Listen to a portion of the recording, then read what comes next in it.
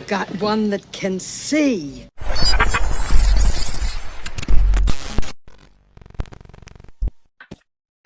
So the first thing you need to know is following the FATE model: focus, authority, tribe, and emotion. This is what triggers the mammalian part of our brain that makes all of our real decisions. The first part is focus. Psyops always aim to hijack your attention with repetition, shocking visuals of fear-inducing scenarios. Some examples are like 24/7 media coverage of a crisis or constant repetition of terms like unprecedented. So with this, pause and ask, why is this message being pushed so aggressively? So compare how much airtime different stories are receiving and note any disproportionate focus. The second part here is authority. Trusted figures might shift their tone or positions unnaturally to support the narrative. So watch very closely for expert panelists or endorsements where authority figures might speak outside of their expertise. Pay close attention to that one. Then we have tribe. So messages that polarize opinions or create stark in-groups versus out-groups or exploit our tribal instincts. For example, labeling groups as patriots versus traitors or scientific versus deniers. Be very careful when you hear that language. Finally, we have emotion. So be wary of any communication that triggers strong emotions like fear, hope, or outrage without any clear, verifiable evidence. So emotional responses suppress critical thinking. Emotional responses suppress critical thinking. So as a tip here, analyze the evidence that's presented to you. If facts are replaced by appeals to emotion, you need to be very cautious. As an example of this, think about like a news channel repeatedly showing images of empty grocery shelves and panicked shoppers during a food supply scare. It dominates every broadcast and it pushes people into fear-driven behavior. Next, question novelty. Our brains are wired to focus on sudden or unusual changes because they signal potential threats or opportunities. And this is an evolutionary survival mechanism. Psyops exploit this by creating events that break normal expectations, like unexpected crises or dramatic revelations. So ask yourself, why is this new? So consider if the event or somebody's message has been artificially manufactured or timed. Look for patterns like sudden shifts in public opinion, trending hashtags that are unusual, or viral videos that seem very coincidental.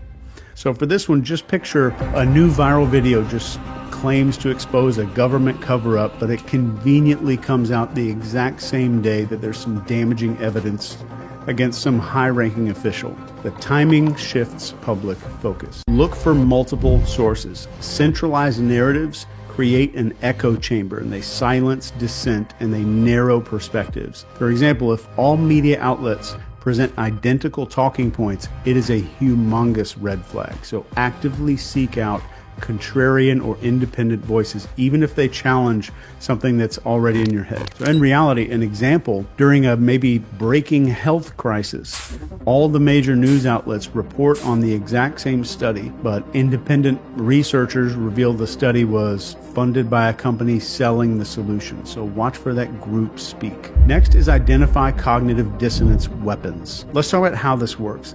So cognitive dissonance comes up when new information clashes with our identity or our beliefs. So psyops exploit the hell out of this by including micro-agreements. Micro-agreements are little, small, seemingly harmless concessions to shape your identity. And over time, you're going to unconsciously align your behavior to reduce that internal conflict. And as a weaponization example of this, a psyop might present you as a part of moral or intelligent enlightenment, like only good citizens do XYZ. If you disagree with that, you risk some identity conflict there. So reflect on your identity and ask, am I being nudged to identify with some other group? So be very careful of any campaigns that are asking for seemingly minor commitments there, like signing petitions, changing your profile picture that evolves into some bigger compliance or demand later. As an example of this, let's say a company launches an ad campaign and they claim real patriots buy local.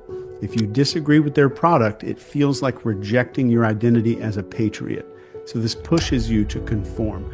Be very, very skeptical about those identity statements. Next is looking for those emotional scripts.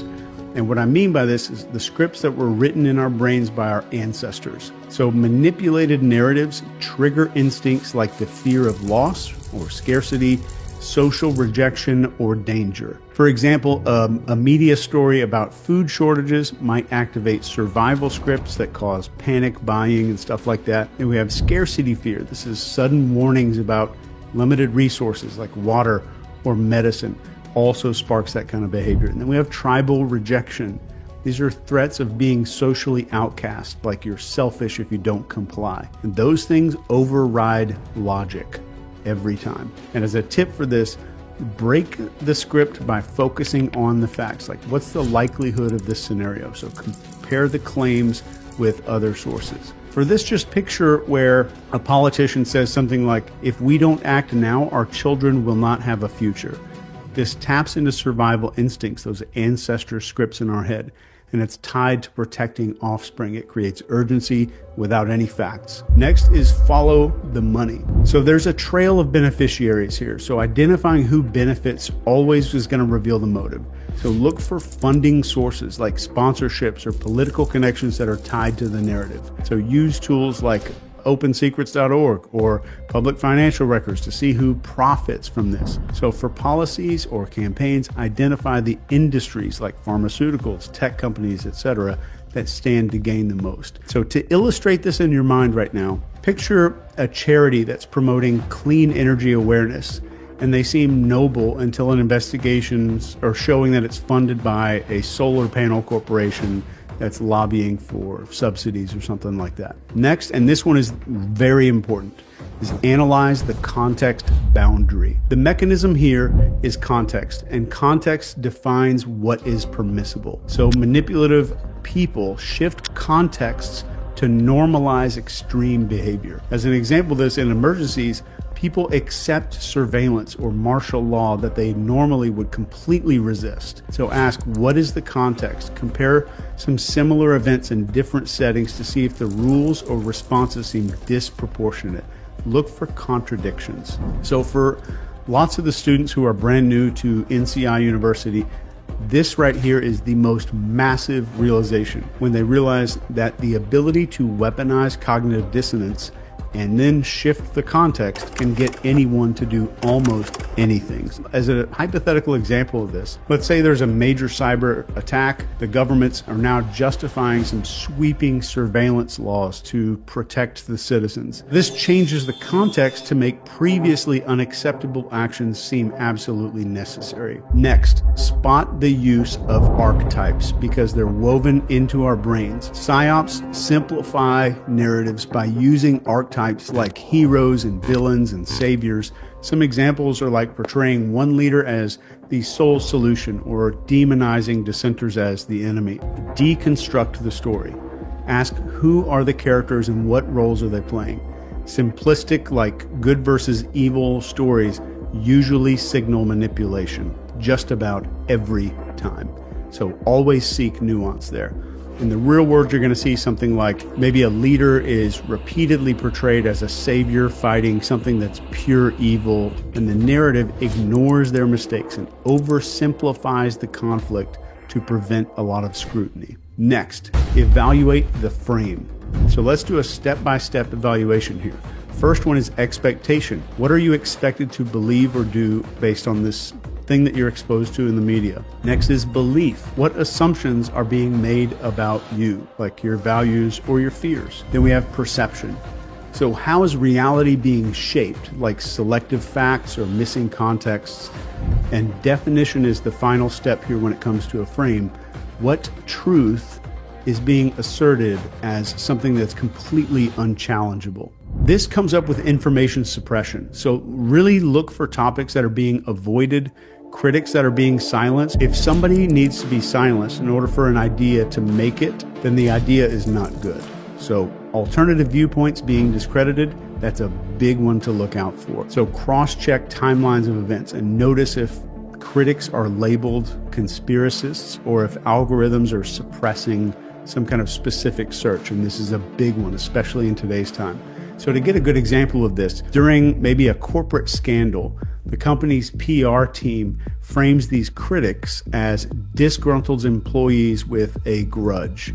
So this shifts the focus away from the legitimate concerns to the motives of the critics. And it does it almost without us realizing that that's happening in our brain. So next, be alert to rapid compliance shifts. This one is scary and it's happening every day. Psyops create urgency to drive rapid compliance. And these tactics are stuff like emotional appeals, staged group behaviors, or false consensus. For this, it's really important to slow down and resist the pressure to act, to question the conformity as much as possible, and test the message, engaging the skeptics there. So in the real world, this might look like maybe a viral social media challenge urges all these users to adopt this brand new symbol or profile picture or hashtag kind of overnight, and it creates a wave of compliance. So later, this is kind of like a foot in the door technique. It's tied to some divisive political agenda. Next, study the timing of the events, and this one's huge, especially right now. Timing is everything. Ask yourself, why is this happening now? So what other events or scandals might this thing be distracting everybody from? So look for very coincidental timing with unrelated major news stories or political movements. Psyops can very often be smoke screens. And in real life, you might see stuff like a huge celebrity breakup floods all of the headlines exactly as some major investigative report about government corruption is about to be released. Coincidence? Probably not.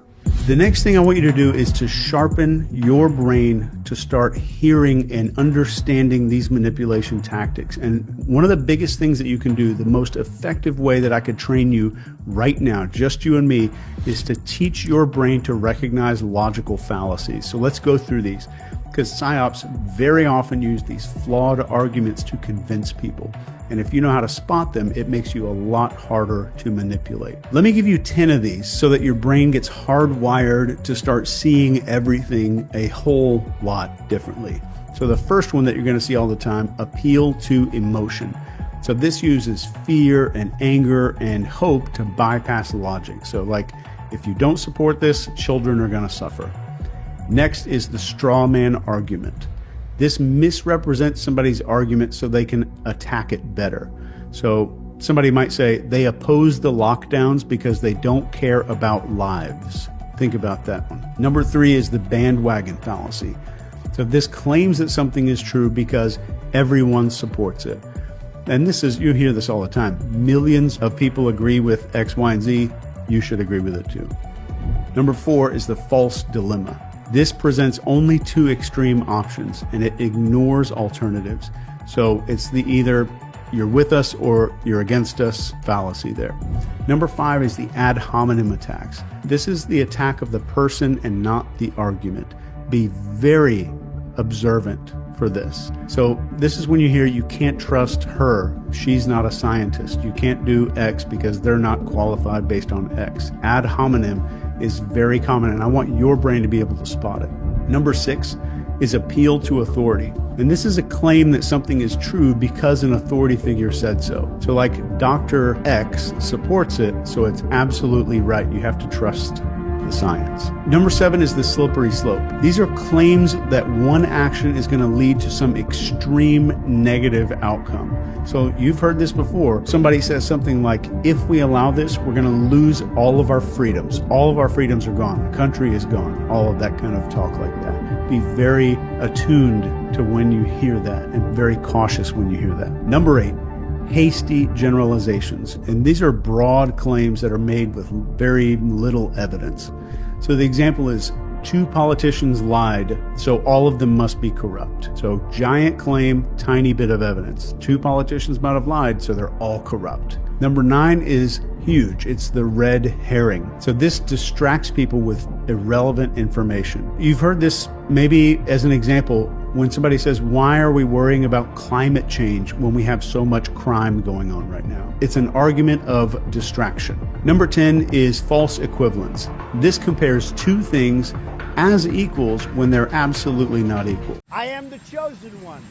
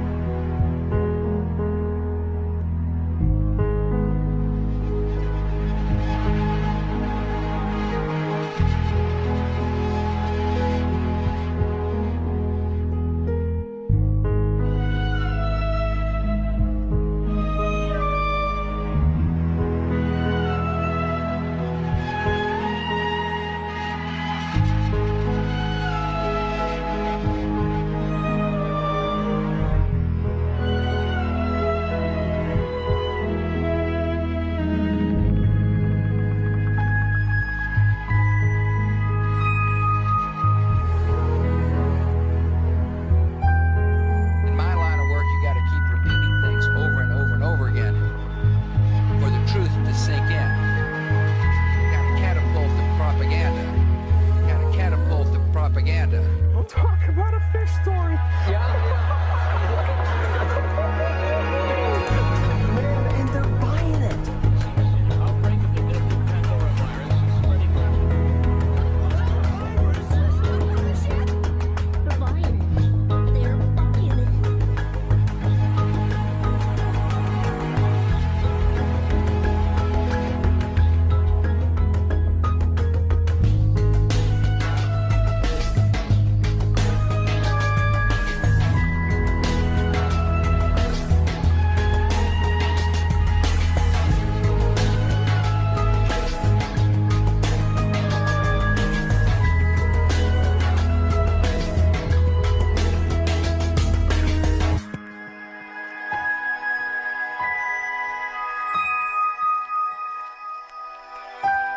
One day, Jesus is coming.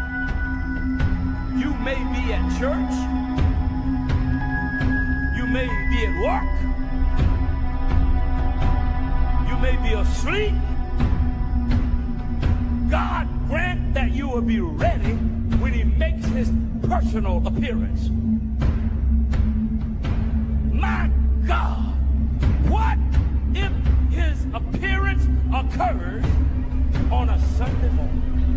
My prophetic word to you this morning is get ready, get ready.